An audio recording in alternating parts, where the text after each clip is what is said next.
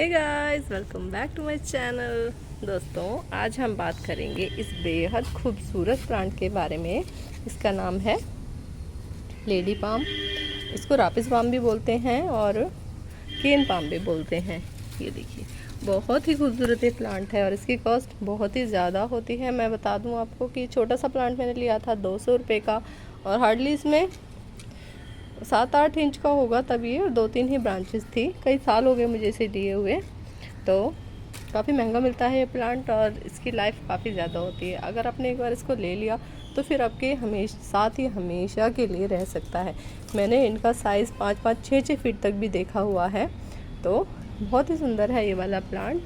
और एक ही प्लांट में से मैंने 2 प्लांट बनाए थे, तब लिया था, तभी लगाए थे मैंने। उसके बाद मैंने इनको सेपरेट अभी तक नहीं किया है। और ये मेरा दूसरा प्लांट है इसी का, तो मदर प्लांट वो है, उसी में से मैंने इसको सेपरेट किया था। तो इसकी कंडीशन थोड़ी सही नहीं है, तो मैं आज इसको काट छाट के बिल्कुल सही करने वाली हूँ, क्योंकि प्लांट्स की देखभाल करना बहुत ज़्यादा ज़रूरी है। नर्सरी से लाके एक बार प्लांट लगा दो और देखभाल ना करो तो फिर हमारे प्लांट ख़राब हो जाते हैं। तो इसमें एक और प्रॉब्लम हो रही है, अगर ये वैसे ही चलता रहता तो ठीक था। तो इसमें क्या हुआ है, देखिए, प्लास्टिक का पॉट है ये, और इसने ये पॉट यहाँ से तोड़ दिया है, देखिए, और इसके अंदर से यहाँ से प्लांट निकल रहे हैं। और अगर मैंने अभी इसको नहीं देखा तो फिर मेरा पूरा पॉट भी ख़राब हो जाएगा, और पॉट भी अच्छा ही है, प्लास्टिक का पॉट है।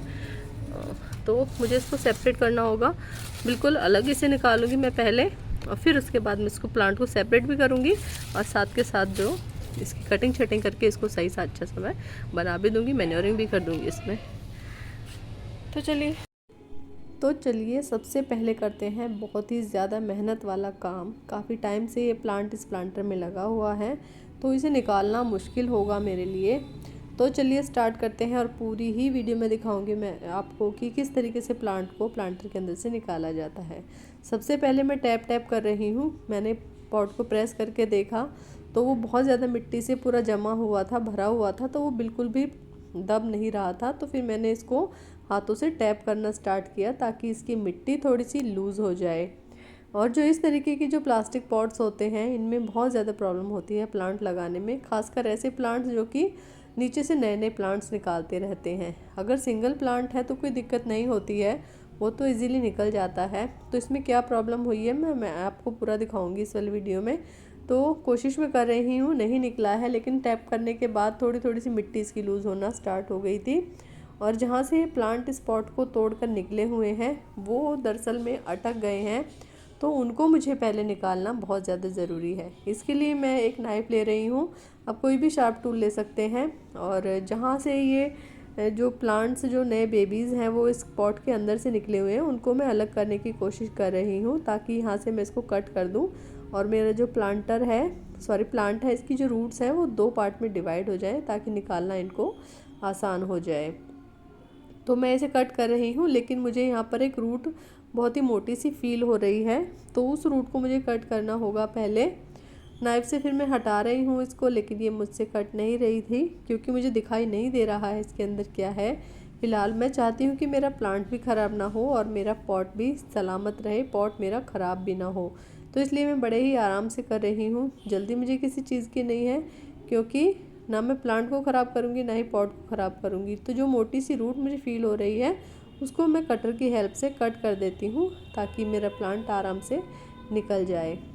तो मुझे लग रहा है मैंने इसको यहाँ से अलग कर लिया है, फिर दोबारा कोशिश करके देखती हूँ कि निकलता है या नहीं।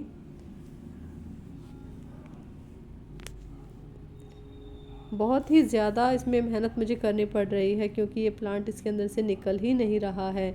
और फिर भी सॉरी, जो भी अगर मैं कोशिश कर रही हूँ, अगर वो कामयाब भी हो पा रही हूँ, उसका मैं आपको एक सीक्रेट बताऊँगी अभी आगे चल के कि किस वजह से मेरा प्लांटर जो है मेरा प्लांट इस प्लांटर के अंदर से निकल पाया है। देखिए, इसमें दिक्कत हो रही थी कि कुछ प्लांट्स ये जो पॉट है इसके रिम के अंदर घुस गए थे। देखिए, मैं निकाल के दिखाती हूँ आपको। और मेरी कैट भी आ गई है मेरी हेल्प कराने के लिए, और पूरी कोशिश कर रही है वो मुझे सपोर्ट करने की। देखिए,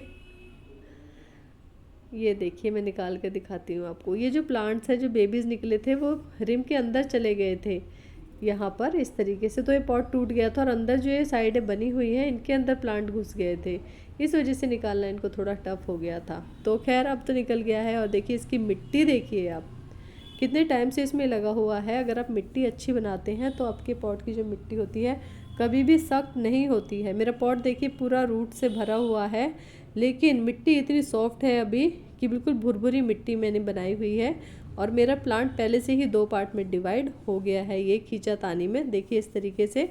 लेकिन रूट्स अगर कट भी हो जाती हैं तो कोई दिक्कत की बात नहीं है, ये फाइब्रस रूट्स हैं, ये तो पौधा बहुत ही जल्दी ग्रो कर लेता है, तो इनको काटने में भी कोई दिक्कत नहीं है।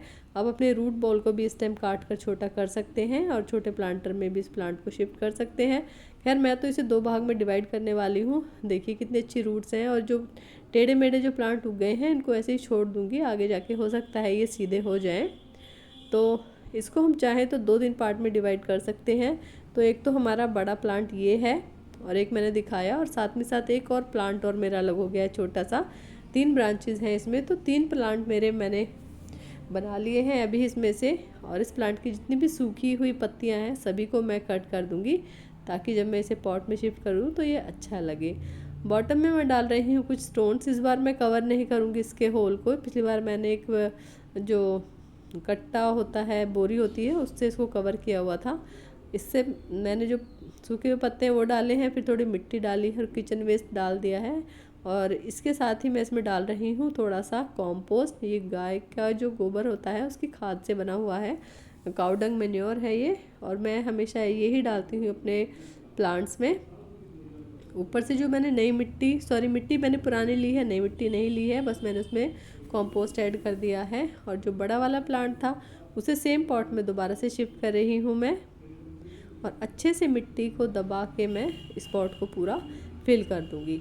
आप चाहे तो मिट्टी बदल भी सकते हैं। वैसे हमारी मिट्टी में हमने कोई भी केमिकल यूज़ नहीं किया है, हमारी मिट्टी बिल्कुल ऑर्गेनिक है, तो इसकी जो उपजाऊ शक्ति है वो बढ़ ही जाएगी, क्योंकि हम इसमें टाइम टू टाइम कंपोस्ट वगैरह डालते रहते हैं। तो मिट्टी बदलने की ज़रूरत नहीं है, उसी मिट्टी को आप रीयूज़ कर सकते हैं। अब जो दूसरा वाला पोर्शन है वो इसमें तो फिट नहीं हो रहा है छोटे पॉट में, तो दूसरा बड़ा पॉट लिया है मैंने उसके लिए। और फिर मैंने इसको भर दिया है मिट्टी से अच्छे तरीके से। आप चाहें तो किचन वेस्ट डाल सकते हैं नीचे, लेकिन मेरा किचन वेस्ट इतना ही था, वो मैंने यूज़ कर लिया है। अब इस वाले प्लांटर को भी हम इसमें शिफ्ट करते हैं, लेकिन रूट्स थोड़ी ज़्यादा ही बड़ी थी, तो इसकी रूट्स को हम सीजर से कर देते हैं कट। रूट बॉल को मैंने छोटा कर दिया है, और अब ये बिल्कुल फिट हो जाएगा मेरे पॉट के अंदर। इस तरीके से प्लांट को रख के देखेंगे ऊंचाई कितनी है उसकी रूट्स की, और उसी हिसाब से फिर अपने पॉट में मिट्टी डाल के इसको हम फिल कर देंगे। हाथों से अच्छे से दबा देंगे, थोड़ा सा गमले को कर देंगे टैप टैप, और हमारा प्लांट लग के हो जाएगा रेडी। तो 2 प्लॉट तो मेरे ये रेडी हो गए हैं। इसके साथ ही जो मैंने एक छोटा सा दिखाया था आपको, वो वाला भी मैं शिफ्ट कर लेती हूँ। ये देखिए एक ही प्लांट से 3 प्लांट बन के रेडी हो गए हैं। अब हमें करना क्या है, इनको डायरेक्ट धूप में नहीं रखना है। वैसे भी रेनी सीज़न है, और अगर आपके यहाँ बारिशें हो रही हैं तो इन्हें डायरेक्ट रेन में भी नहीं रखना है, क्योंकि मिट्टी अभी हल्की है इनकी और वो पानी के साथ बह सकती है, क्योंकि जड़ों ने मिट्टी को अभी तक नहीं पकड़ा है।